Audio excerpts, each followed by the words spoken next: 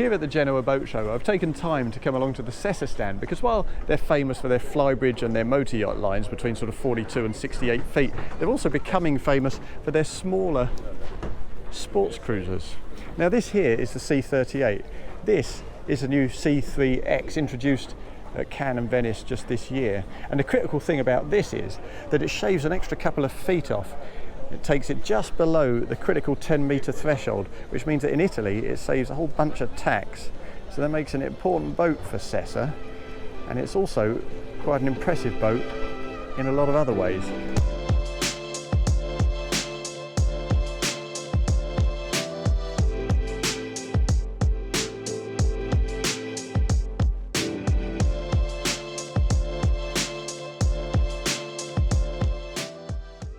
As you step onto the aft platform, all the signs are there. You see this big chunky sunbed to port.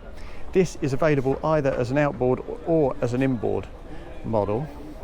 In this case, with the twin 375s on the transom, that's the maximum rig for this particular boat. You can see that they've preserved a decent bit of swim platform. You've got a walkway between the two sides, and we've also got a kind of diagonal platform to avoid inhibiting the steerage on those engines. That means that the trailing edge of the swim platform is actually quite narrow, so to get past that they've used a fairly sensible little trick by mounting the telescopic ladder on the side of the boat instead of the back. A little handle there to help you get out of the water as well. Now as we step on board, the hope of course is that in the absence of inboards you've got a tremendous amount of storage here, and that is exactly how it is. Let's see if we can lift this up. Yeah, that's no problem. The rams are good and strong. And as you lift it up, you see how deep that is. It also runs under that starboard side deck. It helps you make your way on board, as you can see. So it's a vast space. And the only mechanical equipment we really have in here is the boiler, the hot water tank there, set of batteries down on the port side, and the electrics for your trim tabs. That's absolutely it. Everything else is given over entirely to the needs of your storage, and as you can see here at the boat show, they've taken full advantage of that, but there's still a vast acreage of it left. You can fit pretty much anything you want in there. It's not a problem at all. Let's close that back up. Now you can see on this narrow port walkway, this is where they've chosen to pop the shore power, and that makes good sense. There's the transom shower here as well, some nice little deck lights, and that frees up the starboard side to make your way into the boat much more easily. We also have a little deck hatch there that takes you down to the same storage space we just looked at under the sunbed. And when you reach the cockpit itself, you see there's a nice little wraparound seating section. It's very intimate, very sociable. I think it's probably good for 4 or 5 people. You can also remove this cushion here, lift this and fold that down into the space, and then as you can see we have manual brackets on the stanchion for that table, so you can drop this table into that space, and this entire section is one continuous flat sunbed that eases along on the diagonal, creating a sun pad that must be 8.5 feet in length. Really generous, while keeping that nice big companionway open. Now on this model we also have a small starboard galley with a couple of gas burners. You can also spec that of course if you don't fancy gas on board as electric induction hob.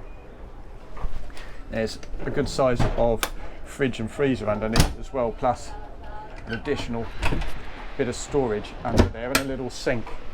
But you can, if you wish, spec this boat with the galley downstairs. Now I'll just nip down straight away and show you where that would go.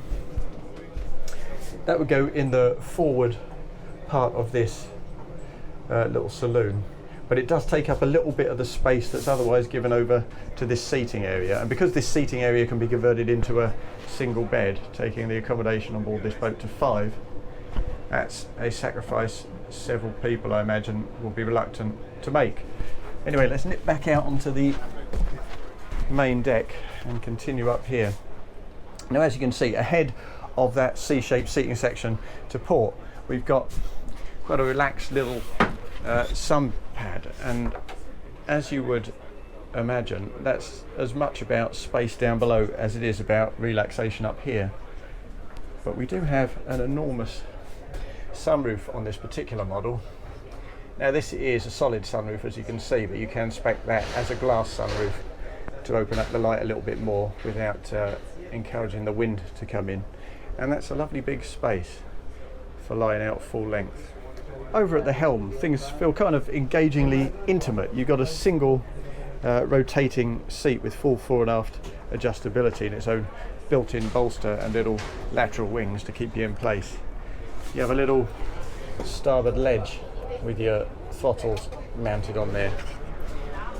We have a wheel here that is not adjustable. You'd want it to be, I would have thought, on a boat of this kind, but of course the seat adjustability helps with that.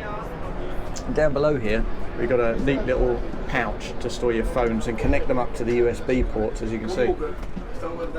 And on the dash itself we have a row of switchgear there. The bow thruster bang in the centre of the dash, just below the Garmin chart plotter. We also have the Yamaha display above that, a kind of multi-tiered affair with a nice, very useful little brow to shade it from glare. And we have the compass on top there, plus our joystick control on the starboard side. And on this particular model we also have a zip wake. A couple of cup holders on top, non-drained, but if you get water in a boat like this, you're doing something very wrong indeed. It's a pleasant place to be. The only real problem is visibility, and that's not an outright criticism, because when you sit down, as you can see, I'll put the camera exactly where my line of sight is. Visibility is pretty good all round. It's a little bit restricted further aft where those big mouldings for the back end of those side screens kicks in. But it's when you stand up that it becomes a little bit restricted. As you can see, even if you moved that sunroof back, this big bulbous moulding here at the right hand edge of the screen does get in your way a little bit. I've had a look and it seems like it's a drainage channel for the forward part of the runner for the overhead sunroof, so that any water that collects can collect in here, drain down and through and out on the forward part of that screen mullion. So it's necessary in terms of its function, but it'd be nice to see a lower profile solution than that. And let's pop down below and see how all that forward space is used. And we find ourselves in a central saloon with a long starboard settee. Just as up above, you can see that you've got manual brackets, so you can drop this table down into the space and use this as a nice long guest bed for when you're cruising with friends or family. You also have a little storage unit up forward, plus a microwave inset, so even without the galley downstairs you still have kind of a pandering towards galley service. But let's pop straight into this forward cabin and check that out. As you can see, the double bed is very much elevated, and that opens up a little bit of storage underneath. But as you can see, that is quite shallow, and the reason for that becomes clear when you lift up the mattress. Let's just brace that with my head, lift this up. You see we have the water tank down beneath there, so no prospect of any storage from that point. They have tried quite hard with the storage elsewhere though. You see we've got a pair of cabinets, one on either side, and I'm trying to work out just whether this is asymmetrical or not, because it seems to me that when you open the starboard cabinet, it opens up no problem at all. Hanging storage, that's good to see. And when you open up the port one, it seems to snag a little, just rub on the edge of the mattress. I've looked hard and it doesn't look asymmetrical to me in any way at all, so I don't know what's going on there. But it's certainly good to have two cabinets each with hanging storage. We've got the air conditioning vents down here as well, plus some USB points. reading lights at the head of the bed, and nice long hull windows. They're quite low level, but when you get down to bed level you see the merits of that, because the horizon just eases into view very nicely. Materials are very attractive. The pale woods, pale fabrics, this is a kind of textured suede kind of fabric. It feels lovely.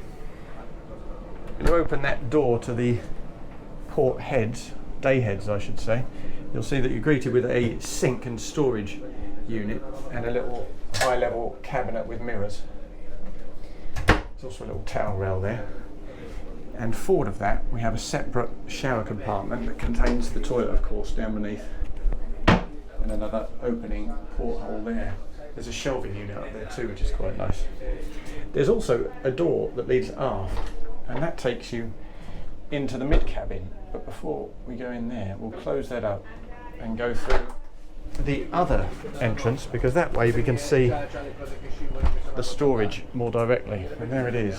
It's a huge storage unit. Let's open that up so you can see. Enormous amount of hanging storage, plus an additional shelving unit down there. That's very impressive for the mid cabin on a boat of this size. Let's step inside. The headroom, as you can see, is also very good in this section, and that's the beauty, of course, of having that sunbed up on the dash top. Now, if we move further aft, you'll see that this is rigged as an enormous double, larger in fact than the double in the V of the bow.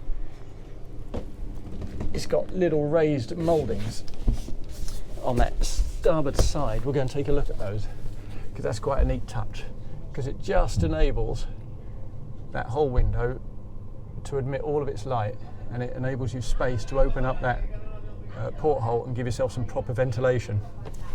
Again, we've also got a vent at the head end here to keep you cool, plus a power point and a USB charger. The bed is very low level, as you can see, set into the deck, almost recessed into the deck in a way, with its own little peripheral edge there to keep the mattress in place, and that gives you maximum possible headroom beneath the cockpit sole. And it works a treat. It doesn't feel at all cramped in here, and you also get a little seating and changing area to port, again with another decent size of window, an opening porthole, and a little bit of storage, as you would expect, underneath.